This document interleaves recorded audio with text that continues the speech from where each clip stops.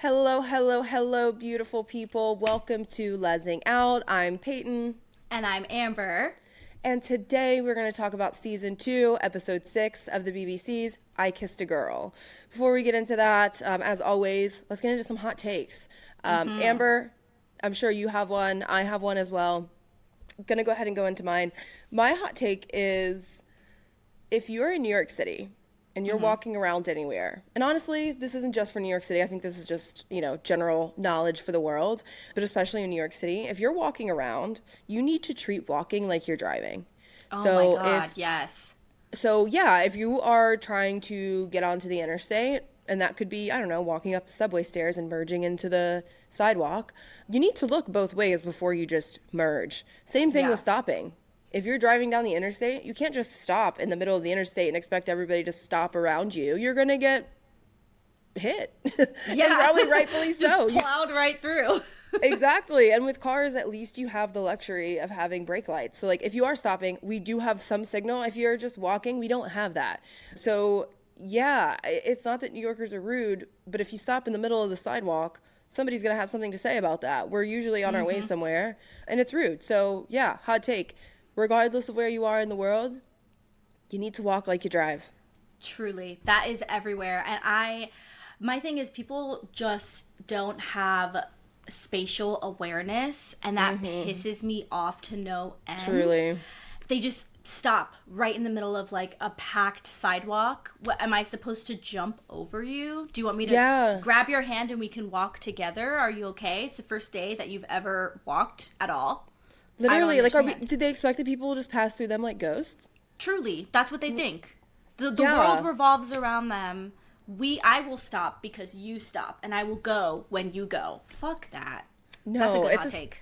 Thank you. It's especially frustrating because I work in a very busy area that has a lot of tourists. It's not Times Square. If you're thinking that, it's not that. There's people everywhere, and a lot of them are tourists, and they don't know how to walk, so it's been really frying me. My hot take, I think it should be mandatory that when we as humans get our adult teeth, if the dentist notices that your wisdom teeth are coming in the incorrect way, and there's a chance that they will be impacted on your adult teeth, get them removed. It should be mandatory that they should be removed, because now I am a 31-year-old woman who has major wisdom tooth pain. I'm like, great, cool. I have to get my wisdom teeth out. Who has time for that? I don't have time for that. So get your teeth checked. If your wisdom teeth are sideways, get them removed. Just do it. Don't be like me. Get them out. Like me. Yeah, no, I mean, wisdom teeth are no joke. I don't know, for those of you who aren't really familiar with like dentistry, I have like shadowed a dentist or two in my day, and wisdom teeth are insane, like insane. They can grow in insane ways. It's really strange. I truly don't understand how we as humans evolved to have all of these teeth in our mouth, but the final four in the back, we're like, we're just going to do whatever the fuck we want. Good luck. They really said fuck it. They really said fuck it. Fuck it, we ball. Oh my God. Speaking of ball, last episode, I was talking about how I need to have my lesbian card revoked because I have not been to a Liberties game or any women's sporting event. I forgot that two good friends of ours got my partner a birthday gift, and that is to see the Liberty and Mercury teams, so Phoenix versus New York City, basketball. And I went to that yesterday, so lesbian card not revoked, and it was a great game. Amber, I am so happy that you have finally gotten to experience this. What were your thoughts? Oh my God. I was super in it. I had, my heartstrings were going because I was like low-key undercover, because every time Liberty scored, I was like, yes, yeah. But I was like, don't mind me, I'm a Mercury fan. But it was really, really fun. I want to start watching games more, learning who the players are. Sports are not really my jam, but I can get into it if there's hot women. So I'm gonna get into it.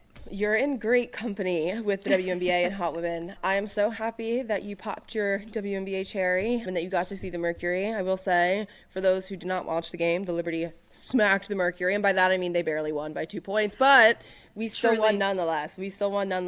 As a Liberty fan. It's been a very up and down season for us. As a Mercury fan, I'm sorry, Amber, you all are getting smacked on the season. I love the WNBA. I would love to chat with you about it. I'll teach you my ways. I'm like, yeah, let me learn a bit more. I'll come to you with my questions. Yeah, for our listeners, let us know if you're interested in the WNBA. If so, then when we get to playoff time, we'll be sure to include like a little bit in our episodes where we can talk about what's happening in the post. I would love that. If you all would love that, let's do it. Let's do it. Let's get into episode 6 of I Kissed a Girl season 2. Peyton, please do us the honor of giving us a recap of where we ended last episode and what our pairings are. For sure, I got you. So before I get into that, I'll go ahead and read the episode description from the BBC. After a climactic kiss-off, 2 new arrivals embark on their summer of love. But will the ghost of girlfriend's past drive a wedge between one couple? Spicy. An evening folly ends in tears, tough conversations, and trust issues, while the Icon Party offers a welcome light relief.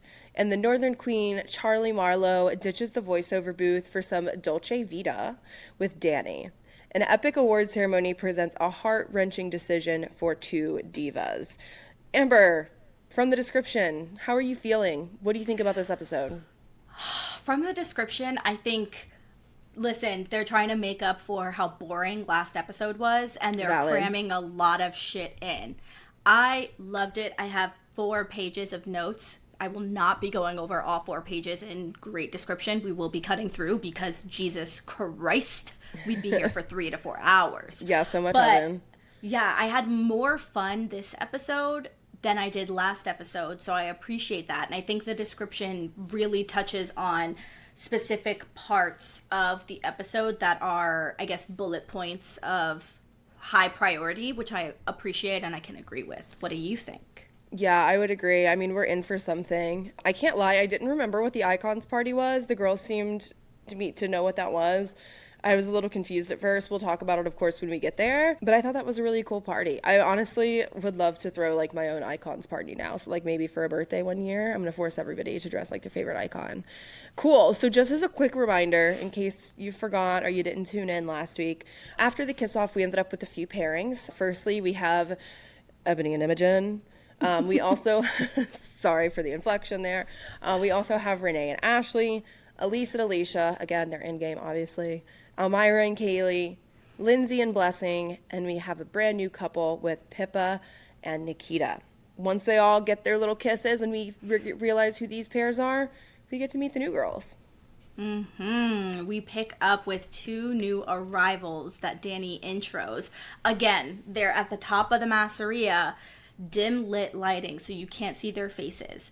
Very backlit, yes. Very, very backlit. Mm-hmm. In that moment, Elise is shook and thinks that she knows someone, and we realize that she does. Danny lets the Masseria know that these 2 ladies have seen and heard everything, which I love because we were wondering if that's something that they do for the new people coming into the Masseria, and now we know for these 2 that actually happened. Yeah, for sure. That's great to see, and it was also really great to see Elise so stressed. Oh my God, she was shitting it, and Alicia behind her was like, "You gotta be fucking kidding me right now!" Like, what is happening? Yeah, it was so odd. It's also interesting to me that she recognized that new person from being so, because I feel like I couldn't see anybody's faces. Obviously, like, being there is definitely different than watching it on television. But she recognized instantly. Like, there wasn't really a moment wasted. I know. I kind of feel like if I had history with someone and they walked into the Masseria, I feel like the silhouette of them probably would trigger my spidey senses, and I'd be like, oh shit, I know this person. So I mean, Fair. It's almost like a connection that was shared prior that kind of immediately reignites in like a way of, oh, I know you, you know me. So I totally get that Elise was probably in the moment thinking, holy shit, I know that silhouette. Oh my God.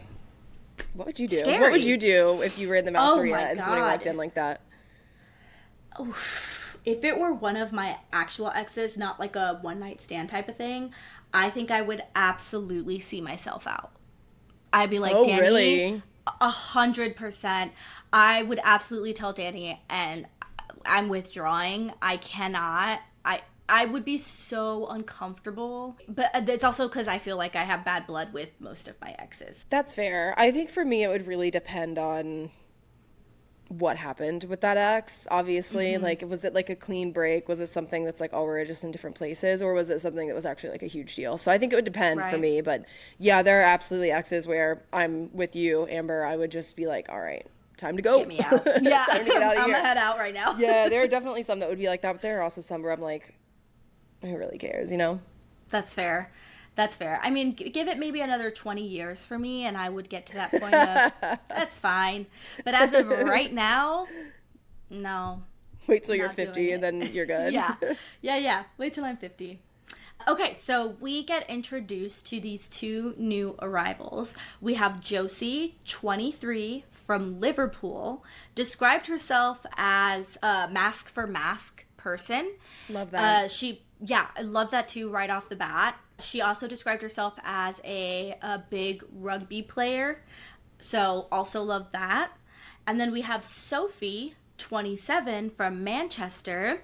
Sophie is bisexual and let the audience know in her little talking head that she has just started to fully explore dating women for the first time. So primarily dated men, but is now interested in moving on and dating women. And I applaud her for that. I mean, that's a big jump to just to be like going to dating men to immediately going into a masseria full of a bunch of people who are women slash non-binary and open to just immediately diving headfirst into this experience. So I applaud her for that. How do you feel about these two arrivals? So here's the thing. Between the two of them, I would absolutely go for Josie. I can't lie. She has that like I would too.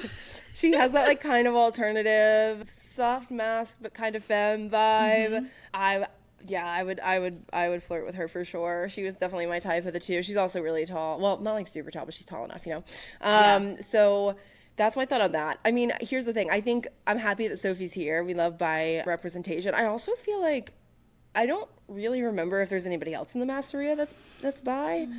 I know that there was last season. I feel like this season either nobody's really talked about it all that much or we're missing something because I Right. don't recall. I don't either. I'm happy that she's exploring. Good for her. Speaking of, in this moment, we see that Elise knows Josie. Oh, Elise knows Josie. They say hi to one another when Josie so comes awkward. down. Super awkward. so awkward. Super awkward. But they both, in separate moments, say, quote, no bad blood, and kind of like been there, done that.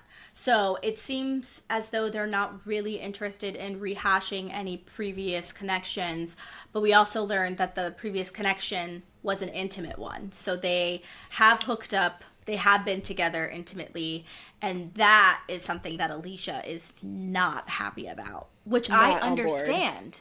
I totally understand. She's very valid in her feelings. That would be awkward in any situation. It would be awkward if we were at, like, I don't know, dinner and one of my exes or one of my girlfriend's exes like just came up and started talking to us. I couldn't imagine being like shoved in a house with somebody like that. So I agree it's awkward. We'll get into it more later. I'm also just kind of like, this all happened before you, girly. Like, this isn't like, I understand why you feel awkward, but it's like you can't be upset that she hooked up with somebody before she. We'll get into it later. That's fair. That's totally fair. We also get taken back to the Masseria after everybody gets introduced, and there's that, you know, that big little half circle couch where everybody chills and talks together, and burning question that everybody wants to know is who they're interested in. And we learn that both Josie and Sophie are interested in Pippa and Ashley.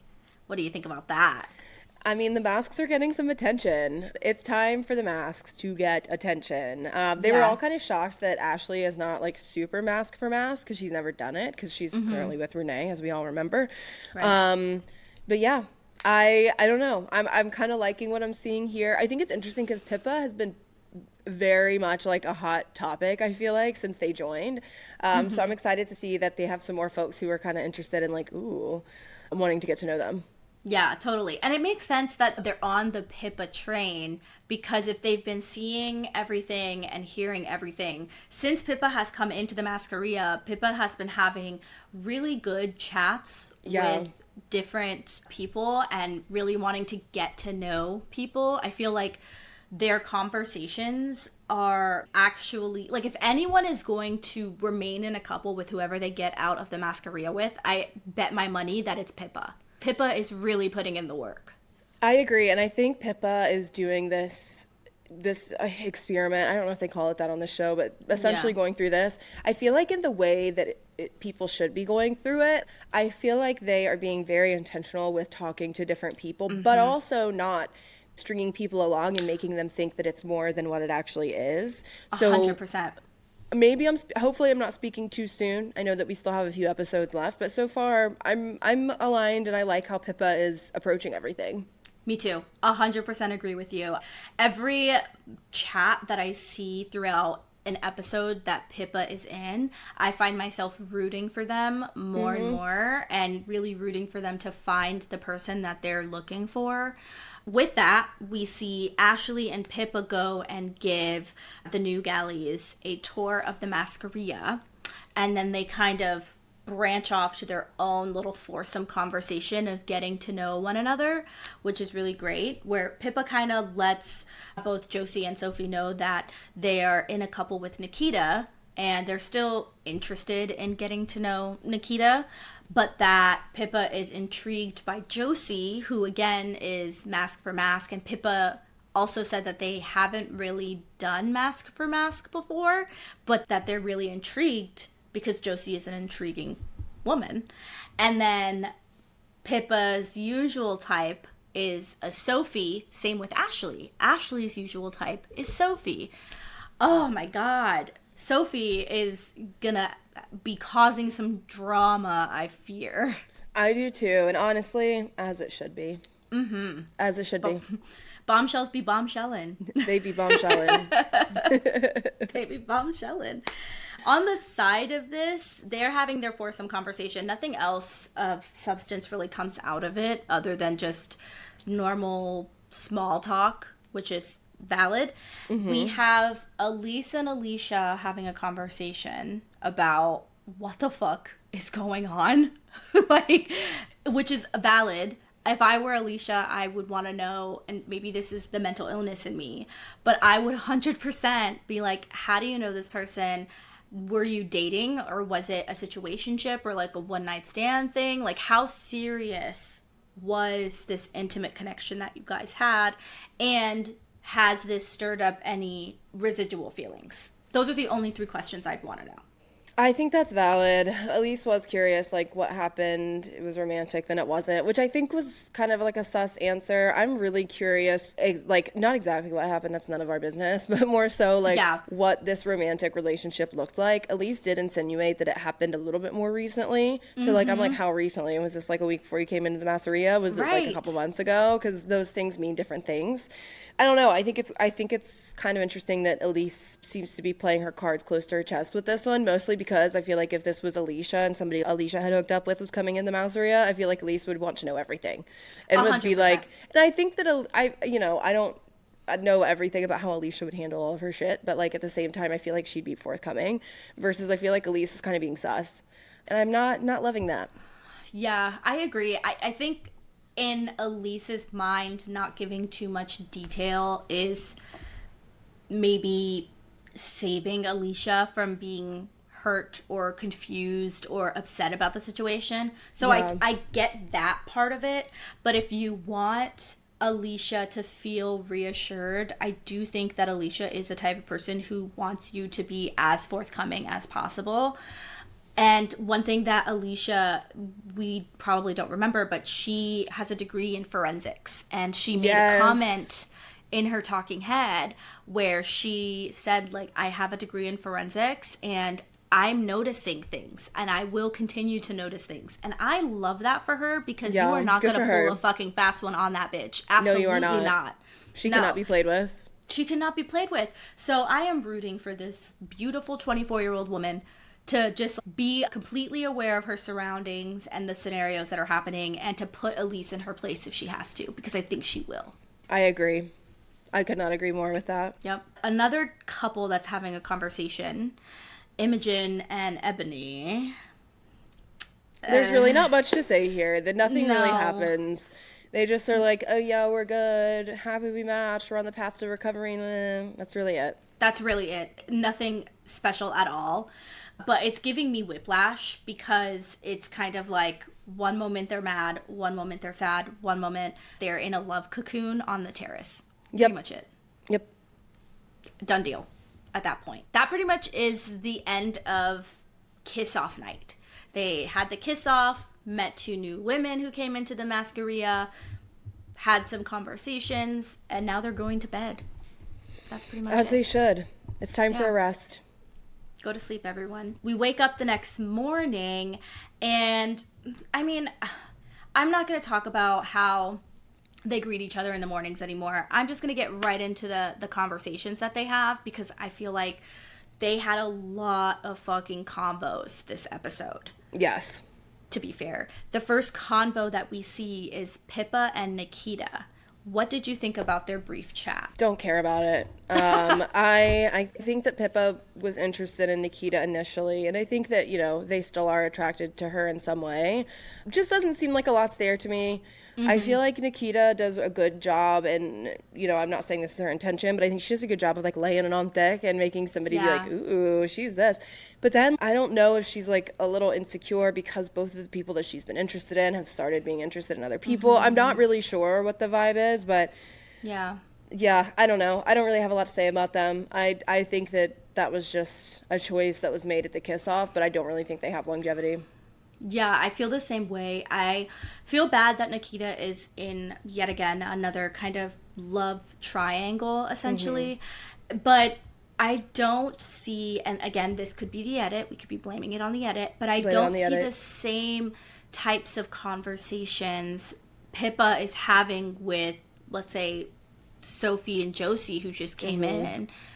There's not a lot of substance or getting to know one another in the conversation, so I personally don't think it's really gonna last. Same as you. I don't think that it's meant to go further than we partnered up at the kiss off.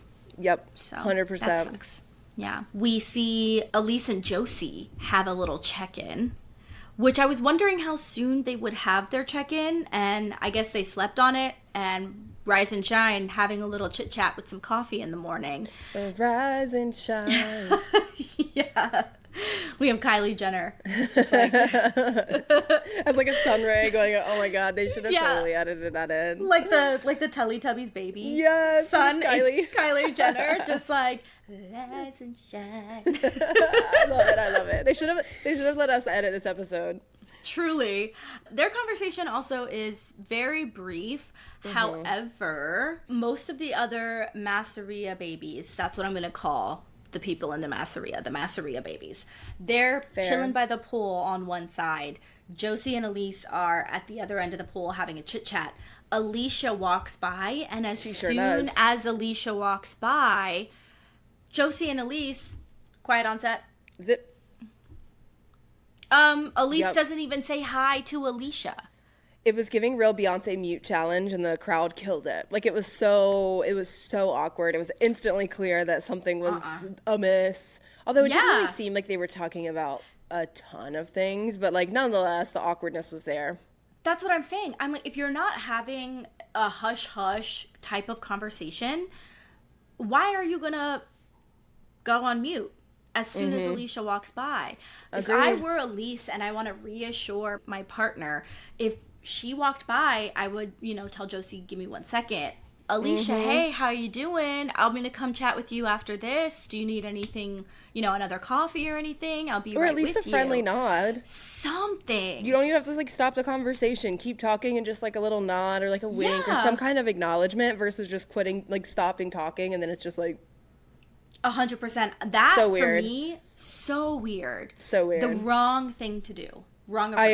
I agree. And I don't, yeah, they weren't really talking about anything, so I don't think it was necessarily out of like malice. I think that Elise is just awkward and doesn't know how to handle shit like that, which is fine, but it was not a good look. Did not love. Not a good look. And even Alicia, when she got to the other Masseria babies, was like, as soon as I walked by, they got real fucking quiet.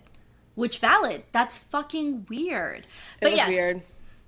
I digress. It wasn't a intense conversation. They weren't rekindling anything. Nope. In Elise's talking head, she said it was purely platonic, though I wish she would have said that to Josie.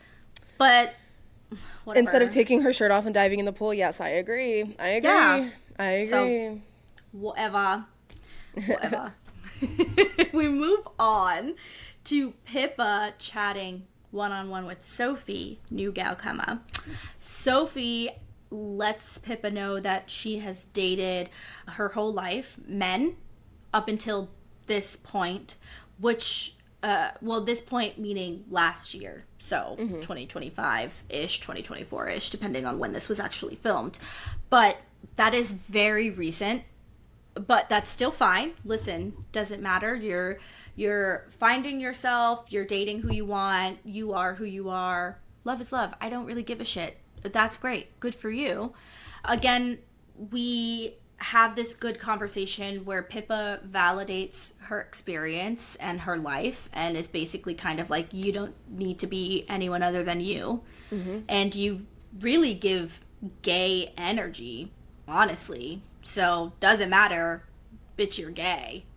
So, which I loved. I love that Pippa validates, honestly, everybody's experience, because I think that just shows how Pippa was raised, and we got a bit of their story prior, so I just feel like they have such a good head on their shoulders. I think that was a good first person to have that conversation with. Out of everybody in the Masseria right now, I think that was a safe conversation to have. I like how Pippa kind of like talked about it. Yeah, good combo overall. It was great. Yeah, it was really great. One thing that was said was Sophie hates the term baby gay or like later in life lesbian type of thing, which I do understand that could have a kind of harsh connotation or like a heavier weight to it of like, you're a baby gay, so I'm not gonna try to be interested in you because who knows if you're even really interested in being gay. And I feel like most of us, when we are coming out, have had that experience of someone wanting to know, when did you come out? How many people have you dated? And based off of your responses, kind of prejudge you on that. So I feel bad that Sophie feels like that. But to your point, I am really happy that the first convo that she had was with Pippa. Yeah, I think like the whole baby gay thing, I feel like I've also heard like varying things about it. I personally don't care, because to me, like when I think of like baby gay pay, it makes total sense. I can think of an exact time in my life when I was first starting to date women or like talk to women or even just be on Tinder trying to like message women. Like that's what I think of. I personally don't see it as offensive. I mean, obviously everybody views things differently, and if that's if that's your opinion on it, then yeah, say that. People shouldn't use it in reference to you. I think that's fair and fine to ask. But yeah, for me, like I just think of a very specific time in my life, not even as like a dig or a slam, but just more so, yeah, I didn't know what I was doing. And That's who knows, that could also be something that maybe once you get older and you start to realize what it meant when you were a quote unquote baby gay, it's like, oh, because at the time, like when somebody be like, you're a baby gay, I'm like, no, I'm not. But then looking back, I'm like, yeah. So I don't know. I think it's an okay phrase, but yeah, different strokes for different folks. Yeah. I think it really depends on how you say it or when you say it. Yeah, context is key. Context is key. But if Sophie feels like baby gay was always said to her in like a negative way, then that really sucks, and I hope she can move past that, because it doesn't matter at all. All that matters is you know who you are and you're happy. That's Facts. it. Facts. Yeah. From that conversation, we segue to another conversation. We see Blessing and Lindsay having a chat. Blessing is having a hard time really having a conversation with Lindsay about their connection. She says that they flirt a lot and there's like banter, but when Blessing wants to get serious and, you know, be like, how do you feel? How do you feel about our connection? How do you feel about me? Lindsay doesn't really take it too seriously, and we can kind of see that in their conversations, and that hurts me for Blessing. What do you think? Yeah, I agree. I feel like we've known for definitely an episode, maybe two now, that these two were not aligning. At some point in the conversation, Lindsay does say that she feels more in sync with Blessing, which for those who are listening and not watching, I put that in quotation marks. I don't know. They just have like a weird vibe. We'll get into that a little bit later as well because they're going to come back around. We'll get into it a little bit later as well. I just don't like where this is going. I think that's the most I can say right now without getting into spoiler Mega territory details of what's to come because we'll get there. But yeah, I'm not with these two anymore. They really had me at the beginning. At the beginning, I really thought, oh, this is a cute batch. I don't feel that way anymore, to the point where I'm like, y'all just need to like go separate ways because I don't think you're going to be beneficial to one another in any way. Yeah, I totally agree after that conversation. It kind of hurts me to see Blessing really be vulnerable and it not be reciprocated in that way. And it kind of brings me back to like, Lindsay, what do you want? What are you looking for? Because I'm still confused, even from your last conversation, last episode, where it was kind of left open-ended. Blessing didn't know what was going on, but you guys were still going to pick each other in the kiss-off. So it's kind of like, are you picking Blessing because she's a safe option and you know that she likes you? Or do you actually want to reciprocate those feelings? And it doesn't seem like it. Precisely. It sucks. It does, especially because we both, I think, really liked Lindsay at the beginning. I think over time, kind of seeing like how she moves with first Renee, now with Blessing, I don't know. My opinion on her has changed a little bit, and it makes me kind of sad because I really did like her at the start, and I don't dislike her now. I definitely don't dislike her. She's also just made some, in my opinion, questionable decisions. Absolutely. I feel the same way. I don't dislike her. I don't dislike anybody, honestly. In the Masseria, I dislike Imogen. I will stand by that. That's sorry. Fine. I will stand by that. And you could be 10 toes down. It could be the edit. It could just be, again, I said it earlier in the episode that these types of shows are like pressure cooker situations. I don't think that most people are exhibiting their best, most healed version of themselves. So I do want to give her that credit. Based on what I am seeing, not a fan. Yeah, I'm not a fan of how she handles scenarios. However, I can't hate her. I can't fault her either. But yeah, Lindsay is kind of swaying my thoughts about her. And I feel bad because, I mean, again, it is a pressure cooker, like you said, and they probably aren't giving their best selves at all times. Yep. But I want more for Blessing, ultimately. Yeah. And then the last conversation we circle back to is now Pippa having a chat with Josie. Pippa is making their goddamn rounds. Pippa is putting in the work, honey. They are ready. They are here. They are going to meet everybody. And again, I'm here for it also. Totally here for it. They have a chat about how they have the same kind of energy. It's a bit flirty. They're talking about their eyes and their energy. And I love it. But you don't really see a lot of connection the same way that Pippa was having a connection with Sophie and having a deep conversation. It's very similar to that of Pippa and Nikita. There's a lot of flirtation happening, but there's no sexual connection where it's like, yeah, we can flirt, but I'm not trying to jump your bones type of thing. Yeah. And we're not getting deep. And Pippa even says that in their talking head, where they say that they aren't feeling sexual chemistry. So, fair. Yeah, I think Pippa might have a type, and I think that type is an aggressive femme-ish person Yeah. based on like the few days that we've seen them. That's what it seems like to me. And I feel like Josie is one of those people who, if that is your type, even slightly, she's gonna reel you right in quickly. Of course, Pippa has been moving around the Masseria, so they have a few other connections that it just seems like might be stronger in the full package situation in terms of like the sexual attraction and all of that. But yeah, I'm not particularly shocked that Pippa was initially drawn into Josie. I thought it was a fine conversation. I agree with you. Don't think it's going to go anywhere with those two, aside from like maybe a friend situation. I agree. From there, we immediately move to nighttime. So listen, there's a lot of conversations happening, but this episode is moving quickly. They're not wasting time. It is nighttime, and it's game night. Not an official Danny comes in game night, but a let's all get to know each other, break the ice, have some fun game night. So the Masseria babies have to roll a big die that reveals something messy. So similar to like Truth or Dare, I guess, but it's all just dare.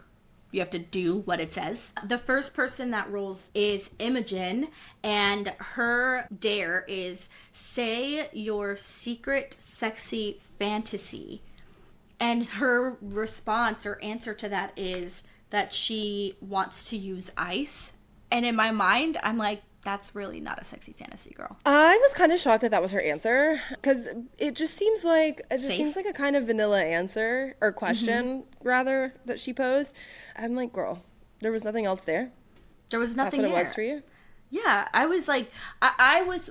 If she said ice, I wanted more. So like, what do you want to do with the ice? Do you just want to have ice in your mouth and you kiss someone, or are you taking the ice and like going all over your partner's bodies? Like what? I mean, you don't have to get too TMI about it, but just being like ice. Yeah. Okay. Yeah. No, truly. Also, To while the we're here, fuck ice. Oh. Fuck ice. Fuck ice. Fuck ice. If you don't know where we stand on this podcast, now you do. Now you do. Fuck if it took you this ice. long to gather that, we have To gather that. We're from New York, okay? Fuck ice. Next up, we have Kaylee. Kaylee rolls the dice. Her messy task is to give a lap dance to the last person that she played with. And she chose Almyra. Duh. Almyra, first of all, looks so cute with her little braids. Love it. Oh my god, I love this hairstyle. So cute. Good. So cute. Second, Almyra was like, Kaylee looks like she knows what she's doing. I don't think I've ever seen anybody bounce up and down like that intentionally and with all seriousness, because I thought that was like, maybe they didn't show us the whole thing. What they showed us, it didn't look anything was good. happening. If a girl came up and started doing that, I would be like, huh? I'm like, are you okay? No shade. It was just weird. Maybe They definitely had to have cut some of it out, I feel like. I mean, she looked really good. Her outfit was cute. Yeah. But there wasn't much of a lap dance. And Ebony said as much. Ebony was like, she looks sexy as fuck. She said in her like side like talking head. Of course she did. She's simping pretty hard for Kaylee So at this hard. point. For someone she's barely had a conversation with. That's so gay. That's lesbian as fuck. Don't even get me started. So lesbian. Next we have Sophie. Sophie rolls and she has to kiss the person that she sees as more than just a friend. And she picks Pippa. Which, duh, because their conversation was so good before and she probably feels really comfortable with them at this point. So, shit, I would go for Pippa too after that conversation. It was a cute little cheeky kiss. Pippa looked really pleased afterwards. So I kind of feel like, sorry, Nikita, but Pippa might be switching over. Yeah, honestly, this is just the fruits of Pippa's labor coming to fruition, because again, they have been working every side of the Masseria. They have been trying to get to know as many people as possible, and this is playing off with the new person already being ready to go in for a kiss. And honestly, I would argue that if Josie had been chosen for that one, I think that she probably would have picked Pippa too. Oh, yeah. Yeah. 100%. And Nikita's stressed, which, are we shocked? No. I would also be stressed in that situation. I would be I'm also so like, stressed. girl, get to work. Because I feel like you see her flirt with everybody initially, and then you just don't see her ever with her partner after that. Truly. I don't know. It's I think odd. Nikita's days might be a little numbered. Yeah, I agree. And by that, you probably mean the next kiss off, she's Yeah. gone, and which I agree with. And I'm not mad about it. Sorry, Nikita. Lastly, well, not lastly. That was a little spoiler alert because they go get toasties after this one. But Ashley goes up and rolls the die. She rolls what I think is the most shady of what we get to see. She rolls the dice and is told that the group, not her, but the group gets to choose somebody for Ashley to go make out with in the bedroom, or to go into the bedroom with for 2 minutes. We don't know. We don't know what's gonna happen here. Whoops, no making out here. They just get to choose anybody for Ashley to go with. Just can't be the person that Ashley is currently matched with. So sorry, Right. Renee. They choose Sophie. If we remember, Sophie had said very explicitly that Ashley was her type. So Ashley and Sophie go away. Renee is kind of feeling like, oh no, I feel like this is the group telling me that, you know, Ashley needs to explore and that we're not the one for each other. Valid. Fair. And she looks really sad, which is not cute to see. I feel like poor Renee's had her heart broken a couple times by people that she really likes. I know. And then when they get into the room, Sophie admits, like, hey, I've been wanting to chat with you all day, and they get right to making out. Truly, wasted zero time. Looked No like time. a good kiss, but I was gutted for Renee. Yeah. Because it's kind of like, what's going on? I would be like, oh, they're absolutely making out.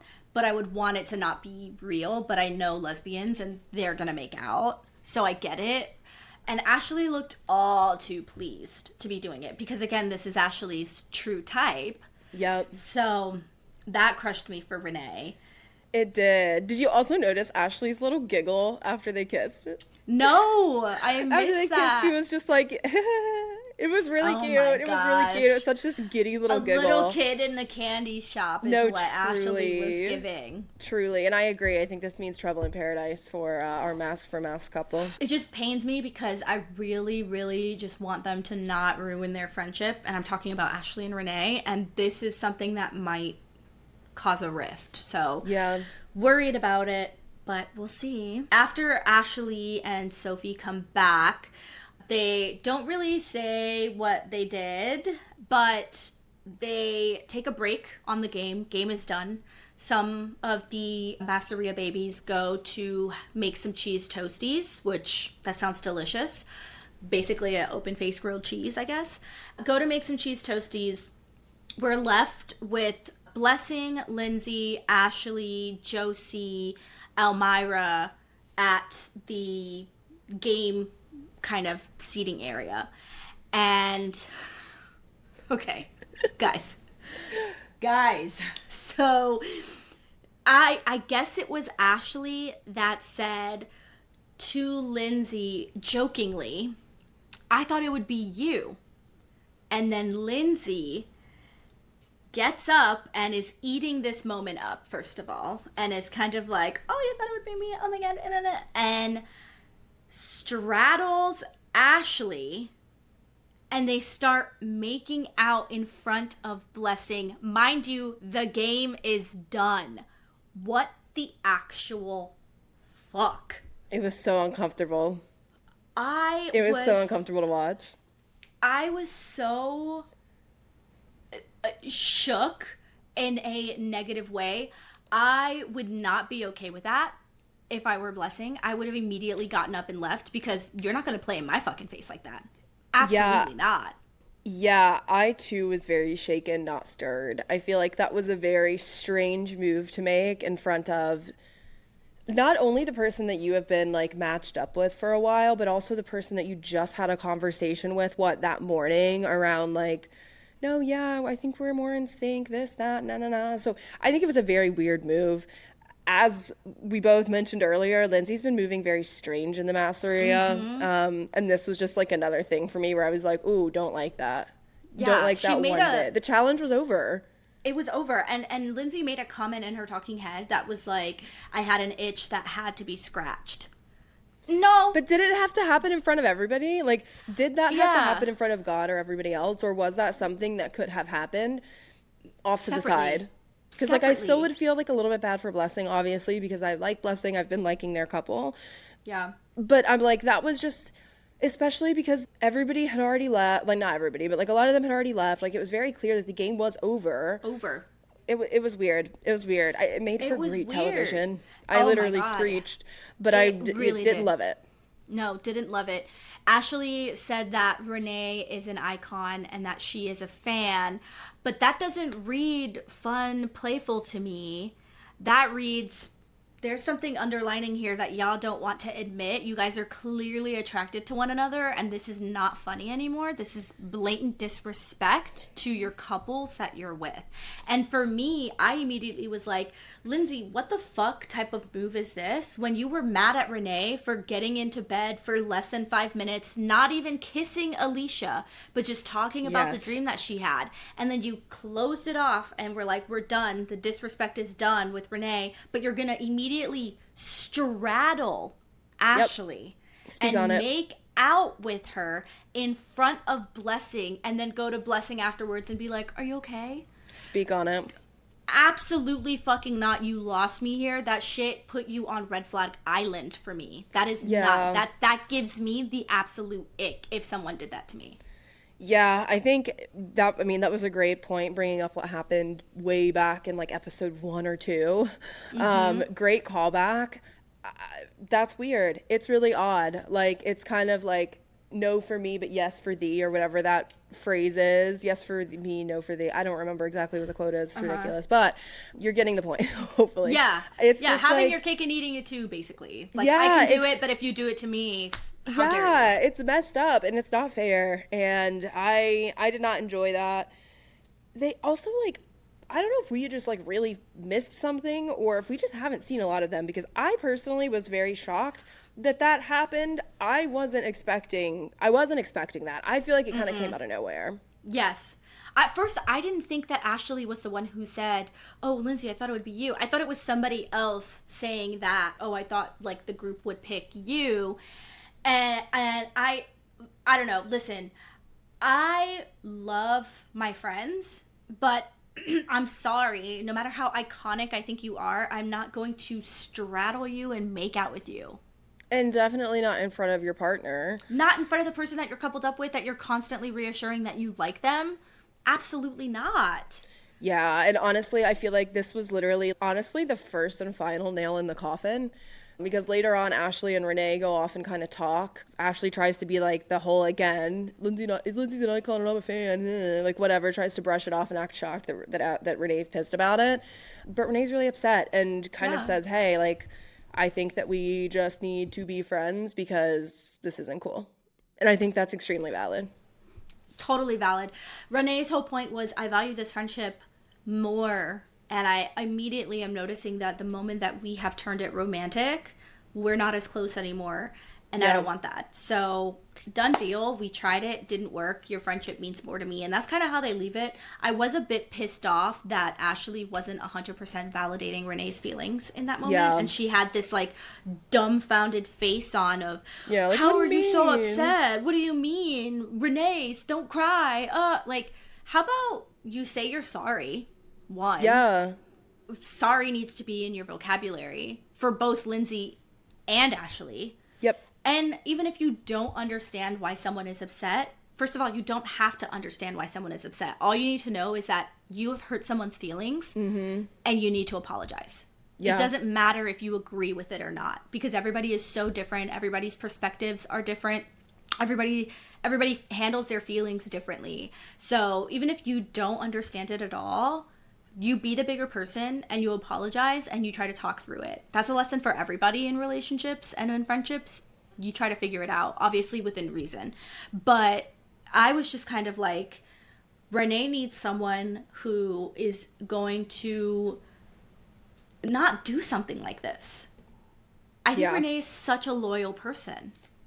Yeah, I agree. I'm happy they called it when they did. I hope that this means that going forward they can focus on like growing that friendship and continuing to get closer. But I really hate how it had to shake out. And I hope that this doesn't mean that Renee will be on the chopping block whenever we have the next kiss off, which I imagine could be pretty soon because they did the other one pretty recently. So I wouldn't be shocked if it's soon. I just hope that we don't lose Renee because of this, because I've been enjoying her a lot, and I know. I was sad to see how that shook out. I'd be really upset about it. One thing I do want to call out too is we see just how upset this makes Blessing. Lindsay kind of walks off, and Ashley walks off to have that conversation with Renee. And it's Blessing, Elmira, and, well, it's Blessing is in the masks minus Ashley. Yeah, minus Ashley. Before Ashley has that conversation with Renee, Renee finds out what happened through the Masseria masks, because Renee was not there. She was off making a cheese toasty, so she didn't see it firsthand. But what she does see is Blessing start crying, and that was so, my heart hurt, because you know that she has been trying everything. She's just been trying to do everything that Lindsay has asked, tried to talk to Lindsay numerous times about their connection. She has said in her talking head, you know, Lindsay doesn't kiss me the way she just kissed Ashley. Yeah. What the hell was that? And the Masseria masks just give her a massive hug and let her cry into their arms. I know, I love that. Oh my God, my mask babies. I just want to kiss you all on your foreheads. Yeah, I love that so much. It was so cute, so wholesome, you know? And I think that really gave Blessing the courage in that moment to kind of like let it out and then immediately go have a chat with Lindsay one-on-one. Exactly. How did you feel about the chat? I thought it was weird a little bit. Blessing kind of mentioned like, hey, I'm confused. You don't kiss me like that, which is, again, what she's been saying in her talking head. Lindsay, I feel like, was kind of acting brand new to the situation. She was just kind of like, oh, I didn't know Blessing had like such strong feelings for me. And she even told Blessing, like, I will choose you every time. Like, that's a weird thing to say after what had just went down.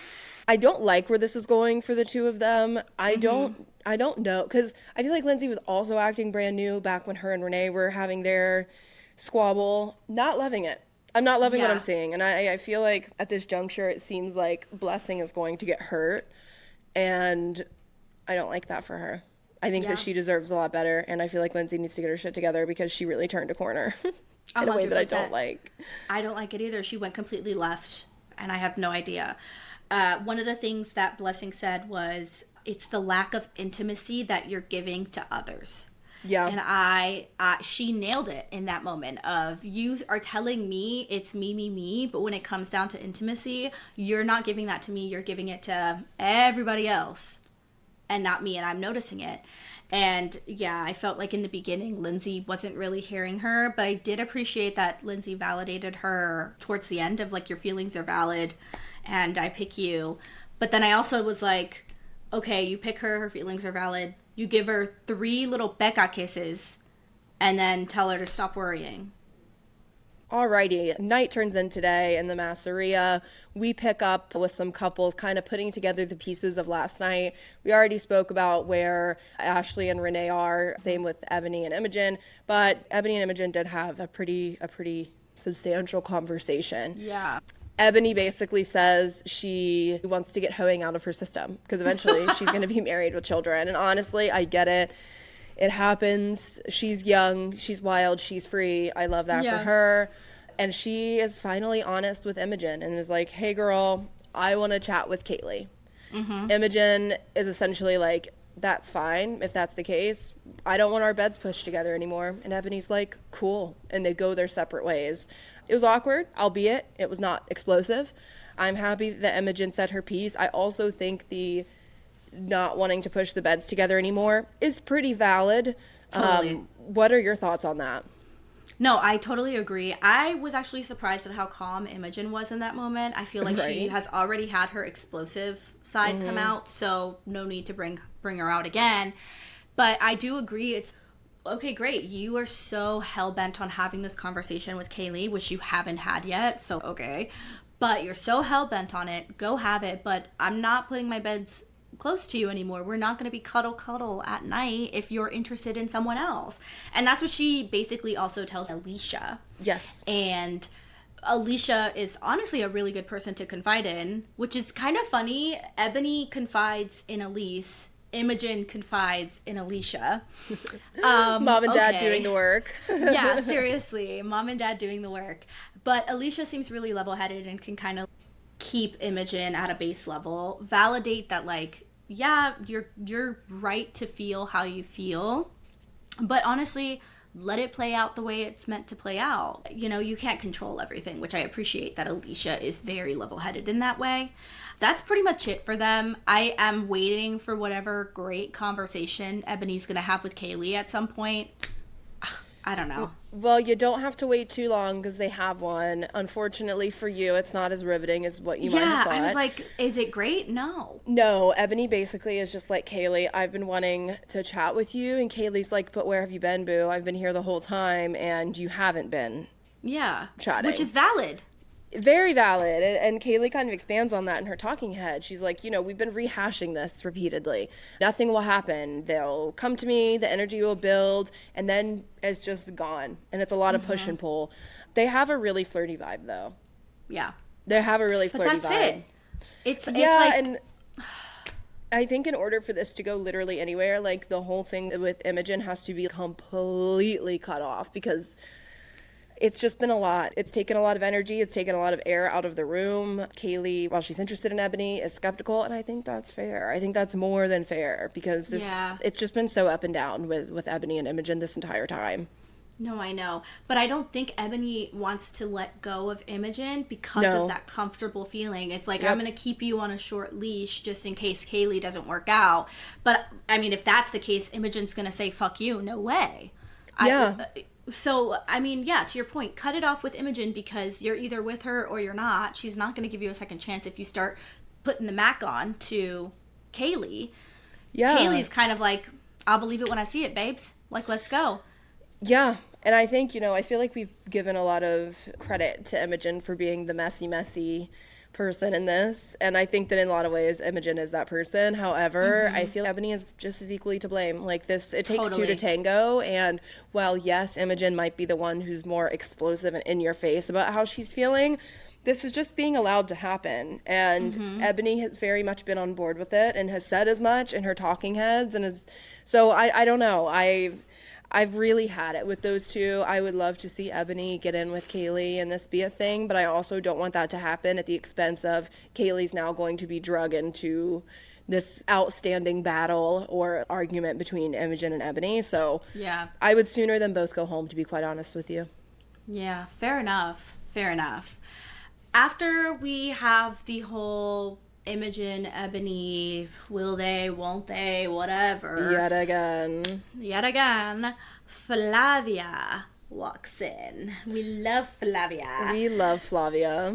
Oh my god, TikTok, actually, I saved this, but I was on my TikTok, because I'm a TikTok girly, I love watching videos.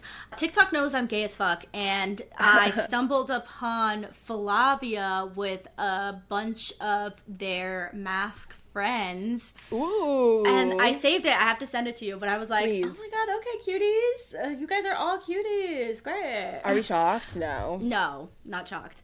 Anyway, baddie Flavia walks in. Everybody is hooting and hollering and barking. They love them some Flavia. Flavia has a note from Danny that basically says that they should start preparing for tonight's festivities, which is an icons party. So you pick an iconic person, you dress up as them for the night, and then the Masseria has to decide who is the power couple. And pretty much immediately everyone agrees that the only stable couple right now is Elise and Alicia. So they are crowned the power couple. It makes sense to me. I guess. Makes sense. It tracks. Out of everybody in the Masseria, it would be them. I agree. Yeah. Just don't like it, you know? Yeah, that's fair. That's totally fair. Immediately speed run through everybody getting ready for the night. There's a lot of dancing, chit chat, you know, little montage of it all, which I love. Do you want to speed run through who the icons are? I would. I love a speed run. I also want to preface this with they didn't show everybody. They showed Right. most of the people, but they didn't show everybody. And I don't know if that means that people were just not prepared or they had icons that we were like, who the hell are they? Which, Yeah. I mean, if you take the time to get ready, they should do it. Anywho, let's get into it. First, we have Elise, who is Sally Ride, the first American woman to go to space who is a lesbian. We love to see it. Next, we have Alicia, who's Pam Anderson. She said she was a proper queer activist. I believe it. I but don't, I don't I'm not know. saying no. I'm just kind of shocked by that. Yeah, I was also a little shocked by that too, but then I was like, you know what? Pam has always been a baddie and on the right side of history, so Facts. I believe it. Yeah. Well, it's fine. We'll allow it. And Alicia looked great. Alicia did. Next up is Lindsay, who's Beyonce, because she's an icon and an inspiration. I agree. I'm a huge member of the Beehive over here. Pippa is George Michael for being an inspiration and not really caring about labels. He's just gay, and it's who he is. Renee was Debrat, who she described as one of the first Black female queer rappers. I have not heard of this person. I do like rap though, so I will be tuning in. We have Ebony, who's David Bowie, because he constantly challenged the norm. Fun fact, Amber and I actually used to work together, and we worked at this company that we're not going to name it. It also does not exist anymore. It doesn't also exist does not anymore. exist anymore. If you know, you know. If you know both of us, you probably know where you know both of us from. Any hoozle. We had bathrooms at work that were like all super private. Like there were just like these little rooms you would go in and it was just like a one-holer essentially. And all the bathrooms had different themes. And my favorite one was the banana one. There was just like all this wallpaper of bananas and they were always playing David Bowie. Do you remember that? In the banana one, they were Yes. always playing David Bowie? Yes. No, I don't. I honestly, the only thing that I remember is going into the bathroom to take long breaks and take pictures Yes. in the mirror. I would It just was a take great place selfies to in hide. that mirror. Yeah, Yeah, such a great place to hide. Such a great place to hide. I think I have some selfies in that banana room. I'll find some and post them. Maybe it'll be on Instagram this week. We'll see. Yes, you should. Next up, we have Sophie. She chose Zoe Kravitz because that was her gay awakening. Fair. Zoe Kravitz, you are so fine. Your entire family and your step family, fine. I have seen her twice in New York City, Zoe. Once in like 2019, she was at a store in Williamsburg, and I walked by and I saw her in there. And So then I told random. my friend, I was like, oh my God, I think that's Zoe Kravitz. And we both did like a backwards kind of like peek through the window again, and we saw her again, but this time she saw us. And then Oh, no. she must have left through the back entrance because we never saw her come back out. And then again, when me and my girlfriend went to watch Sinners, we were at the Angelica Oh. Theater in New York City, and Zoe Kravitz sat like 2 rows behind us. It was fantastic. It's so cool. You know what? First of all, I'd pass out. Second of all, Zoe Kravitz is in these streets. I had a manager for a few years who, I guess Zoe lived somewhere nearby because they were always at the same coffee shop together. Like they would just be like a few people behind or in front of one another. But yeah, she's like, I saw Zoe Kravitz like almost every morning. So good for you, Zoe. You're in she these is streets. in I these hope to see you streets. one day. A true New Yorker. A true New Yorker. And you know what? We love her for that. Next up, we have Kaylee, who is drag icon Jodie Harsh. I cannot say I know who this person is. I will be looking into it. Next up, we have Blessing, who is James Baldwin, a queer icon, American poet, and a writer, as well as a civil rights activist. Enough cannot be said about the late, great James Baldwin, and I'm happy that there was representation there. Next up, we have Josie, who's Ann Lister. I didn't hear what the reasoning was. I just heard first lesbian for something. Also known as Gentleman Jack, which I think some people might know because there was a TV show about Anne as well. So, yeah, Gentleman Jack was another name that Anne Lister goes by. Amazing. Thank you for filling in the gap there. Next up, we have Nikita as Shakira because gay panic. Shakira, I've been joking for a while. I'm like, this lady has sold her soul to the devil because how the hell does she look so damn good? Like all these years later, I'm like, girl. No, it's money. It's being rich. It's money, and it's, if you are not a problematic person, you age like fine wine. If you are a problematic person, you age like milk. And that's, there's a lesson in here. If you're listening to this right now, be a good person, be non-problematic, mind your damn business, stay in your own lane, help your neighbors when you can, and you're going to age like fine wine, just like Shakira. Yeah. Next up, we have Ashley, who is RuPaul. This gave me a huge cackle. I loved it. I loved the bald cap situation that she had going on that made her look like an alien. I thought it was great. It wasn't even a true bald cap. It was see-through sheer, like a pantyhose type of thing. Yes. I loved it. Hilarious. I loved it. The whole suit, it was magical. I loved it so much. And then finally we have Imogen, who is Megan Fox, specifically in Jennifer's Body. She said that was her gay awakening. Girl, same. I cannot tell you the small snippet of Megan Fox and Amanda Seyfried making out did numbers on my YouTube back in the day. I was watching it constantly. I still will do an annual rewatch of Jennifer's Body. I try. So amazing. Did you see they're making a second one? They are making a second one. I did see that. And you know what, I'm Amber? so I excited. think this means that around Halloween time, we should rewatch Jennifer's Body. We and we should also absolutely rewatch this. We should also watch the second one and talk about it when it comes out. So stay tuned, guys. 100%. I will want to say one of the people that were not announced was Elmira. And I think I figured out who Elmira was. Do tell. The outfit was giving me... Do you remember the movie Stick It? Yes. The main character in Stick It... Missy Peregrine. Yes, I think. The one who gets in the ice bath, she's like super fine. Yes. But she wears God, that like her. the camo shorts and the long sleeve with the short sleeve and then Yes. the hat. There was like that whole outfit was immediately like, I know this outfit. I've had the outfit in my brain. Gay awakening. That like hot as hell in that movie. So that's who I think Elmira was. You might be right. I noticed that too, and I didn't put two and two together. But yeah, guys, I feel like your gay awakening does not have to be a singular event. There can be multiple, whether it's Missy Peregrine and Stick It, whether it's Megan Fox in anything, but especially in Jennifer's Body, or whether it's Angelina Jolie's side boob in Tomb Raider, okay? There are a few, okay? And it's all right to have more than one. It's all right to have more than one, 100%. From everybody coming out, having a good time, we see Dani enter. She enters with Icon Awards. She has cute little statues, and she introduces Charlie Marlowe, who is a British host / comedian, and very much the like Ian Sterling of I Kissed a Girl. So the woman behind the scenes making all the quirky, quick banter as it is. She made a guest appearance to announce the awards to everyone. That's really exciting. Her dress was fantastic. Loved it. Charlie was cute. I really deadass thought that this was Dani pretty much the entire time. It's very Love Island-esque, where it's like Ariana doesn't do the host, like the narrating of the day. She does do more hosting though. Yeah. I gotta say, Maya Jama does the After Sun on UK. I know.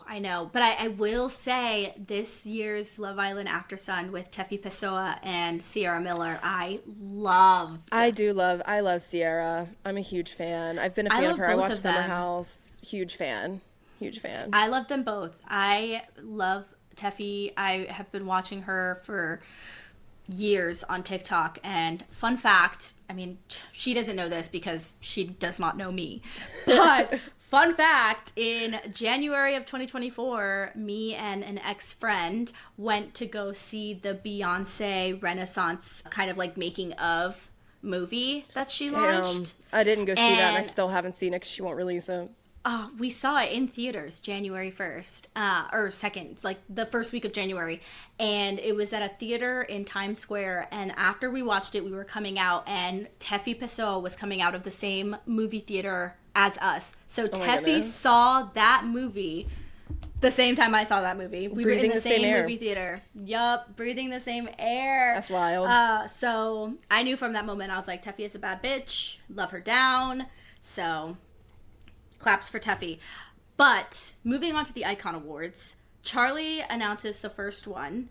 It is an award for being basically the most fashionable in the Masseria. The twist to the Icon Awards: Charlie and Dani do not get to pick who they want to win. The Masseria babies have to. Yep. So the award for being most fashionable, everybody picks Lindsay, which is obviously fair. Outfits always eat down. Never had a bad outfit. Loved it. Yeah. I think that made the most sense. She actually cracked me up because she thanked herself for looking that good and thanked the group for noticing. Which is iconic. I thought that was pretty iconic. Listen, hands down, best dressed in the Masseria. I don't think that was ever in question. I'm happy that she got her flowers. Second award, as voted on by the group, is the most iconic dedication to drama. Surprise, surprise, they choose Imogen. She says she's not dramatic, just passionate. She seems pretty happy to get this award, so at least she knows who she is. And at the end of the day, know thyself. But yeah, this wasn't shocking. I think that even if like Danny or Charlie or whoever would have chosen, like I think Imogen would have been the top one for this one regardless. 100%.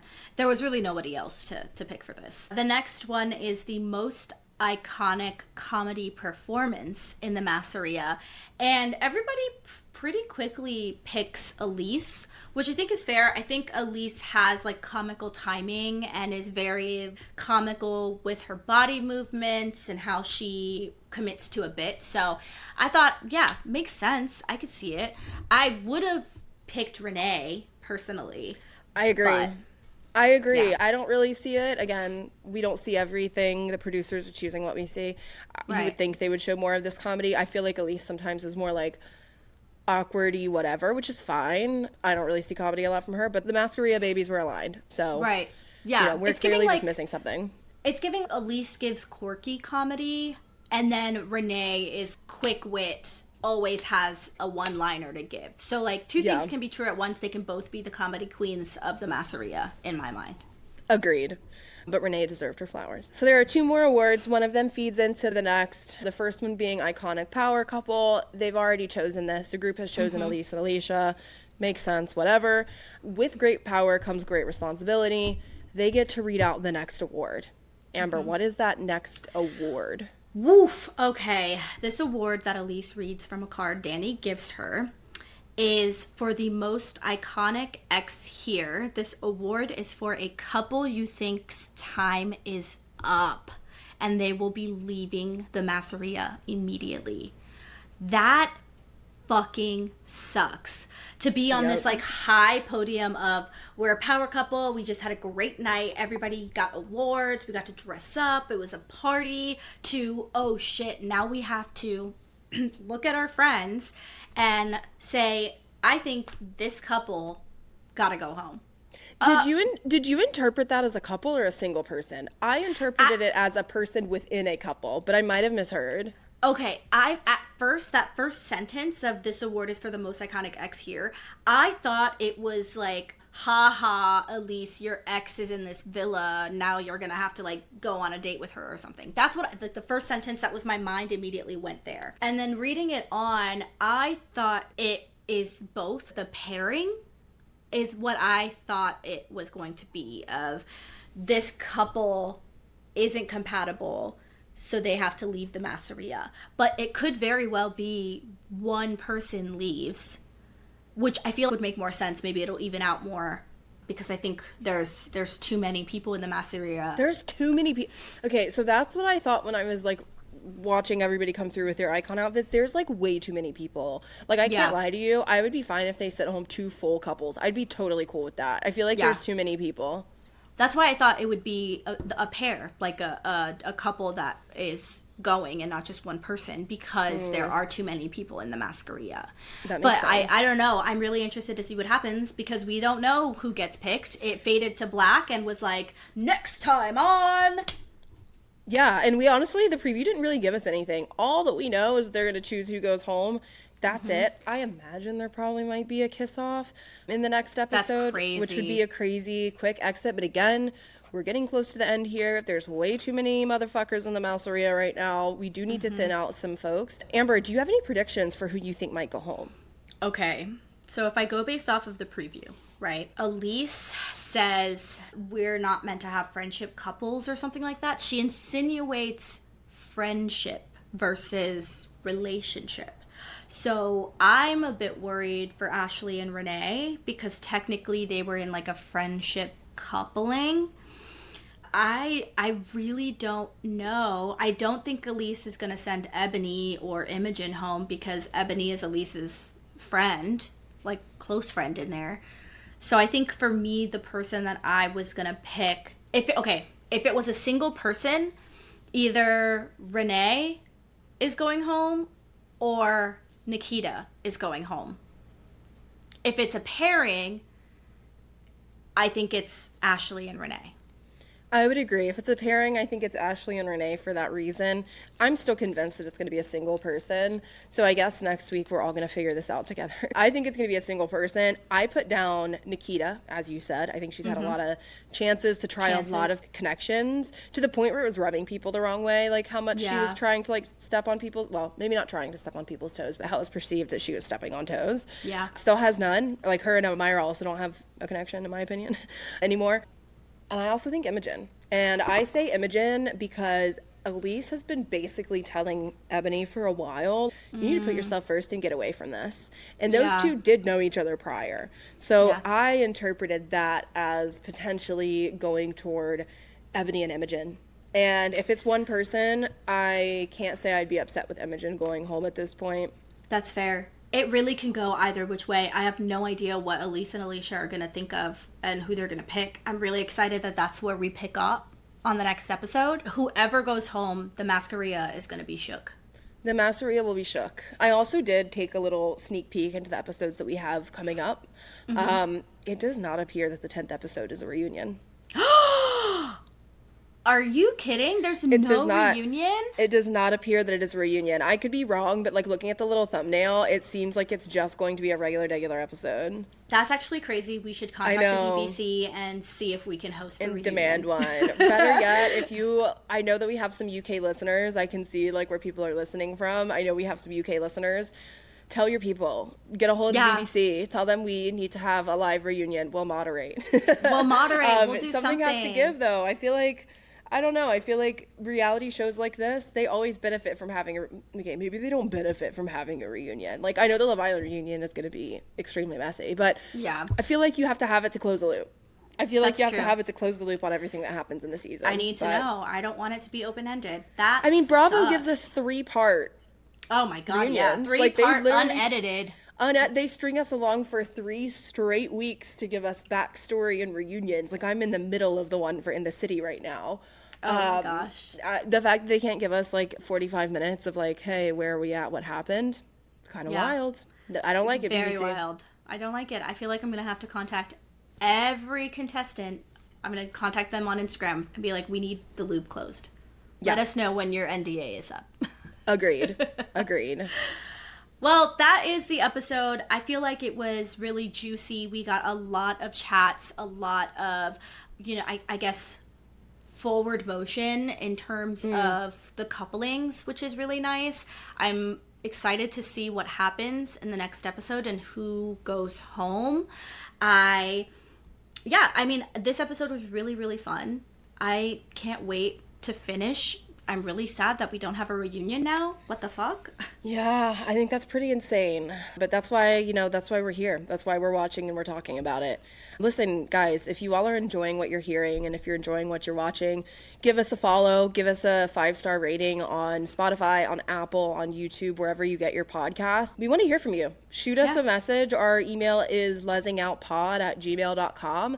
Let us know if you have any thoughts on the episodes. Maybe we said something that you really don't agree with, or if we missed something. Maybe you like Imogen and want to explain to us why that is. Whatever it is, send us an email, drop us a comment on the show. Again, YouTube, Spotify, Apple Music, wherever you get your podcast. We love bringing this to you all every week. We're excited to continue through I Kissed a Girl and some other shows, media, topics, etc. as we continue. So let us know what your thoughts are. Yeah, let us know. We love you all, and we will see you next week. See you next week. Bye. Bye, gay.